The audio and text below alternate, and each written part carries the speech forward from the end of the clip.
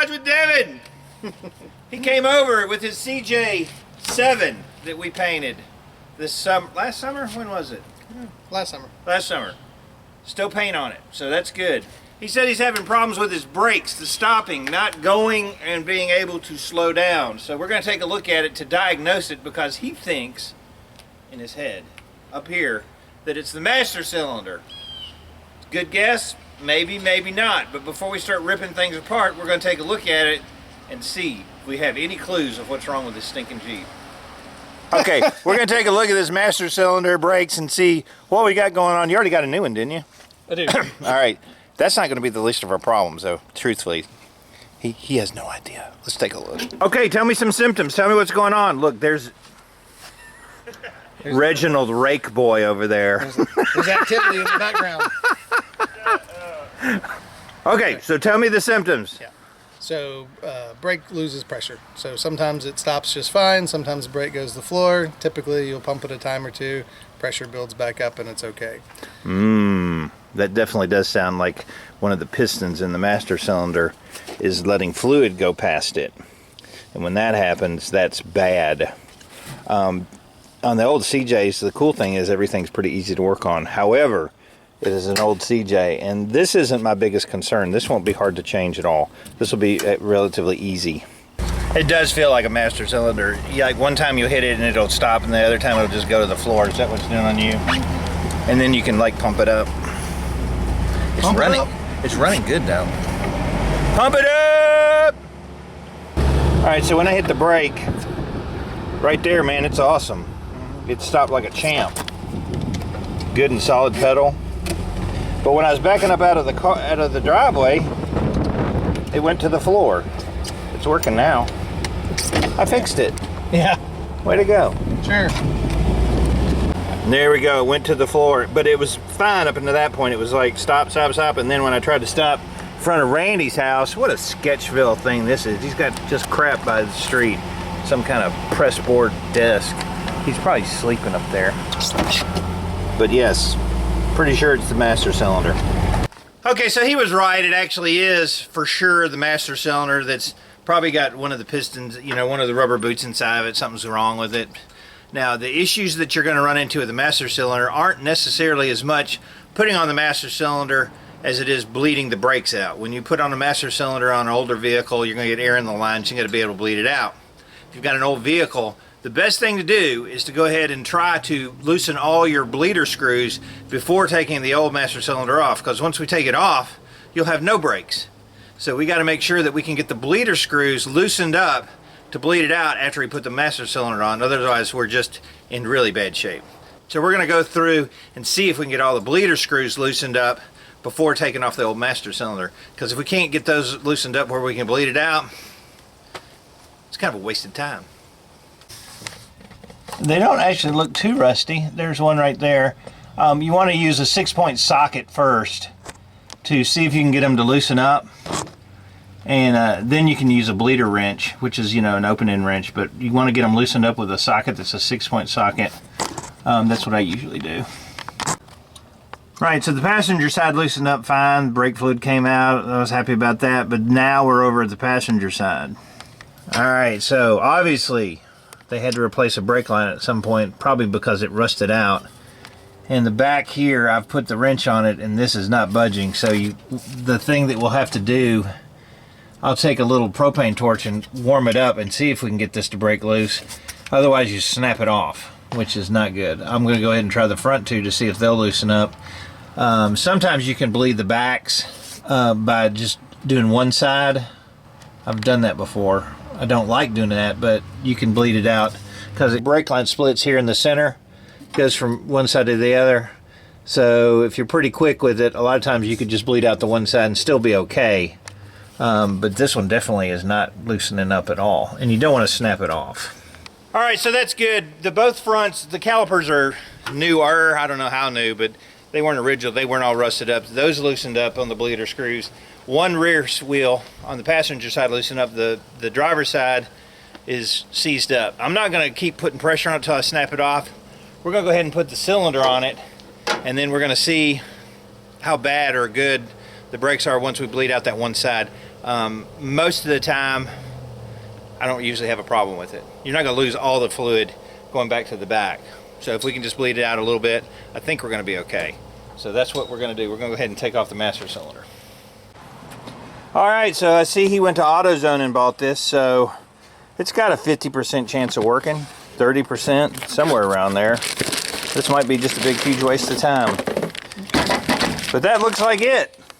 And this comes with it. And if you don't know what that is, then stop. Go to a shop. No, I'm just kidding. This is a bench bleeder system. Once we install the master cylinder, before we hook the lines back up, we'll hook this into one side, and he'll pump the brakes, and we'll get all the air out of the master cylinder itself before hooking up the brake lines, because you don't want to pump air into the lines. You want to get that burped out of the cylinder with fluid. So that's what we're going to do with this. If you can, when you're taking any type of brake lines off, use a brake wrench rather than just a regular wrench, because you can see that the end is curved around and it gives you a little more contact area so you don't strip out these nuts. And I've got a link down below to a really inexpensive set you can get on Amazon. This truck uses standard, and the newer ones are going to use a metric. Okay, got the 2 bolts out of the back. I've already pre-loosened these, so all I got to do is spin them off, and we'll get the new one ready to go back on. Kind of weird, not any fluid came out of this one, so this master cylinder may be toast. Usually you'll get some fluid coming out. That's actually kind of weird. So I got ready to put in the new one, and we ran into complications. Didn't we? Just a small one. Yeah. Well, the first complication is someone let their wife go get the parts ordered for the Jeep. That's the first problem. Is that how this went? Yes. Second problem is they went to AutoZones, and the goose at AutoZone had somehow figured out that it had power brakes and not non-power brakes. Now, I don't know how they would know that, because I know his wife has no clue, you know. Or she said, I don't know, it stopped, so maybe it has power brakes. Anyway, it's the wrong freaking master cylinder. So I ended up calling O'Reilly's. They're going to get one in at 3:30, and then we can pick back up, but the wrong part. AutoZone did it to us again. Well, we finally got the right one. Got it from O'Reilly's. The one without power has the shaft on the end of it, right there. So we'll stick this thing on, and then we'll bench bleed it. All right, so we're going to bench bleed it. It's got these little nipples you stick into the holes, and then you're going to run this in to the reservoir, and you're going to pump the brakes until all the air comes out, and that way you don't have air in your master cylinder. You can do it on a bench. That's why they call it bench bleeding, but on these it's just as easy just to go ahead and install it and then get somebody to press the brake pedal for you, and then you're going to expel all the air. So I'll show you that. You can do the brake pedal. I can do that. Maybe.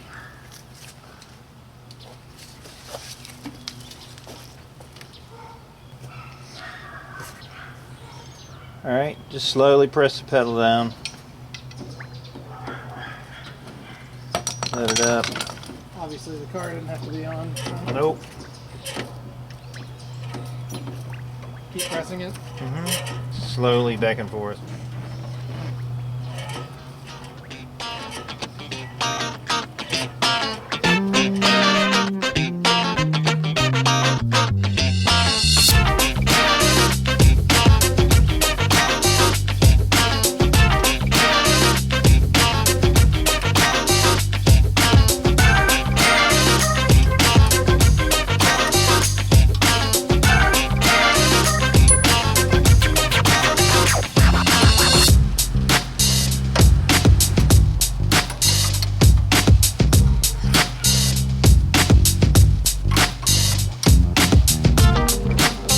Okay, those are good and tight. Looks good. Get in there and press the brake down.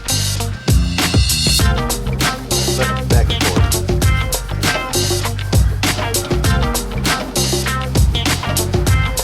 How's the pedal feel? Kind of mushy? Firmer than I would have thought. I have a power blader, but on this one it's just as easy if you've got a friend to help you to pump it up and just let it out. I've got a reservoir to put on the end of the bleeder screw, and I've got a bleeder wrench. So basically when you're bleeding the brakes, you're going to pump it up, hold the pedal down, release the pressure into the fluid will go into here until you don't see any bubbles. Once your bubbles are out, your brakes are bled out. Okay, so basically you see that setup here, And you're going to have some communication. Okay, pump the brakes up slowly and hold the pedal down. And tell me when you got it held down. Held down. We'll release the pressure. Pump it up. Okay. 2 or 3 times and then hold it down. Down.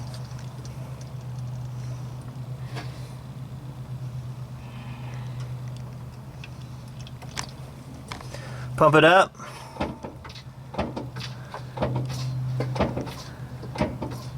Down.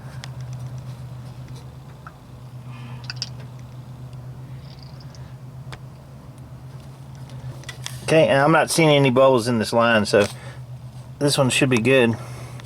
All right, we got everything buttoned back up. Cap was put back on. We're gonna take it for a test drive. Make sure that it stops.